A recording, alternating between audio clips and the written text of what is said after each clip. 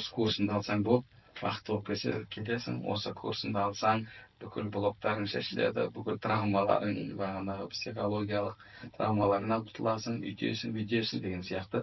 Әлгі мысалы орамалдағы әпке қарындастарымыз деп жатырсыз ғой. Мысалы солардың кейбіреулердің курстарын қарасаңыз, дұғаның сырын үйретемін. Мысалы дұғаның сырын үйретемін, дұғаның қабыл болуды үйретемін. Ол жерде оны сататындай дүние емес. Дұғаң қабыл болсын десең, кісі ақысына кірме. Одан кейін Құдайдан шынайы ниетіңмен, ықыласыңмен сұра. Болды, оның бар сыры осы. Оны алып, бағанағы пәленбай ақшаға сататындай дүние емес.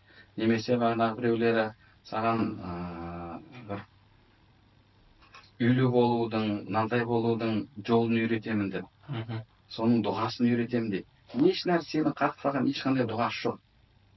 Яғни бағанағы бір тіпті әлгілер осы дінді мысалы жамылып сатып жатқан кезде көбінесе дұға мәселесі, қалай дұға жасайсың, қалай дұғаң қабыл болады, мен қалай осы нәрсеге жеттім, оның дұғасы, оның сыры деп осылай үйретіп жатқан курстарды көп көрдім.